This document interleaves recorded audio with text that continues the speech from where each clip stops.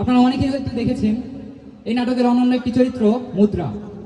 মুদ্রার বিক্ষিপ্ত সংলাপগুলো সমন্বয় করে পাঠ করছি যে জীবন ফরিংয়ের মিউজিক। আপনি আপনি এবং আপনারা জানতে চেয়েছেন আমি কে।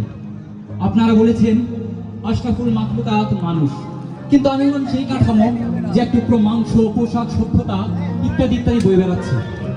আমার মতো জানা হচ্ছে বার্কিংহাম প্যালেসের কোনো রেফ্রিজারেটর থেকে, আর তার আসার শক্ত খুলে দিয়েছে পেন্টাগন, এই দারুণ মেরুদণ্ড স্টেট বাই জাপান। আমার চোখ জোড়া বানিয়ে আনা হচ্ছে ভ্যাটিকান সিটি থেকে, দৃষ্টির গভীরতা দিয়েছে অ্যাথেন্স, জ্ঞানের সীমানা চীনের প্রাচীরের সমাহিত কনফুসিয়াস। আমার কবরের জমি একেবারে খাঁটি বাংলাদেশি। আমি দুর্ভিক্ষের যে তীব্র, কিন্তু আমি একজন হতাশ মানুষ। আমি বিট জেনারেশন আহ্বানে জন্মেছিলাম, চুরি খেয়ে একদল বেয়ারা শিল্পী লাহোলদের পত্রিকার পাতায় আলপিদের খোঁজা মারতে 19 শতকের জীর্ণ কোমর থেকে আমি বেরিয়েছি।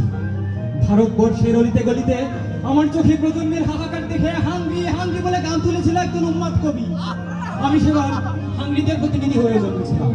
জলে নামলে মাছ আর ডাঙায় হাঁটলে সরিস্তি। গিয়েছিলাম জলপরীদের দেশে, পাকস্থলীর দেয়ালে সিংহচের খোঁজা লাগতেই বুঝেছিলাম ক্ষুধার যন্ত্রণা শিরশিরে উঠে। কিন্তু বিশ্বাস করুন বন্ধুরা, আমি পাকস্থলী যাইনি। চেয়েছিলাম মগজের শুশ্রূষা।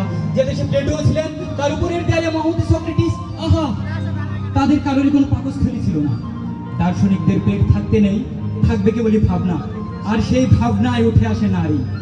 নারীর নিষ্পাপ বিস্মিত হাসির জন্য আমি পৃথিবীর সবকিছু বড় অথবা ছোট করে দিতে পারি। কবিরা কিছু পায় না, উপাসনালয়ের বাইরে জুতা রেখে গেলে জুতা চুরি হয় না। নারীকে কামনা করে, স্পর্শ পায় না। নারী তো নরম, শিমুল তুলোর মতো সুন্দর। একটি আপেল গাছের নিচে আমি 1000 বছর ধরে বসে থেকেছি, আপেল খেয়ে খেয়ে ক্লান্ত হয়েছে পাকস্থলী, তবু নারীর স্পর্শ পায়নি কোনোদিনও। অথচ নারী যাকে ভালোবাসে, সে লোকটি তার নিজের জীবন উৎসর্গ করে যাচ্ছে টাকার কাছে। তার দেহে শক্ত মেঘের প্রাচীর, ত্বক আয়নার মতো তীব্র। এই শহরের সবচেয়ে উঁচু দালানগুলো প্রতিফলিত হয় এমন আয়নার মতো তীব্র।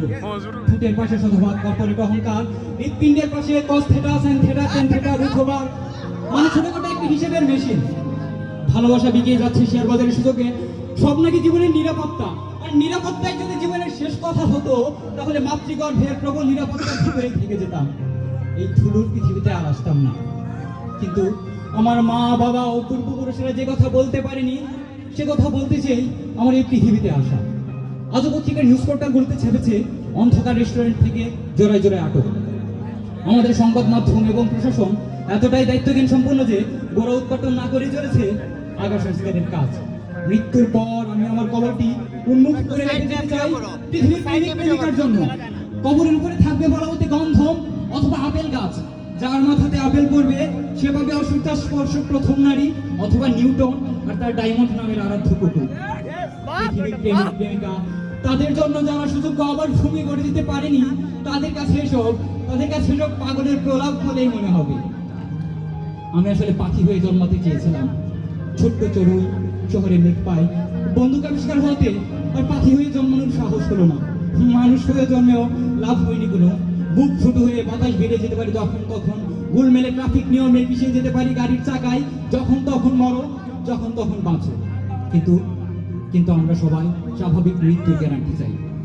ব্রেকিং নিউজ, অভিজাত শপিং মলে আগুন, পিলখানায় সামরিক বিদ্রোহ, ভেঙে পড়েছে রানা প্লাজা, ক্যান্টনমেন্টে সংস্কৃত কর্মীর ধর্ষণ ও খুন, বিশ্ববিদ্যালয়ে দফায় দফায় সংঘর্ষ, প্রেস ক্লাবে মানববন্ধন, শাহবাগী গণজোয়ার এবং ছবির হাটে আমরণ অনশন।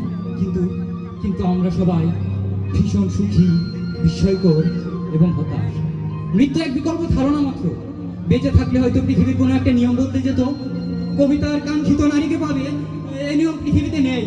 কবির মাংস খসে পড়বে, রন্ধ্রে রন্ধ্রে যুগপথ ঢুকে যাবে প্রেম ও বুঝিবুঝিদের চেনা ভাব।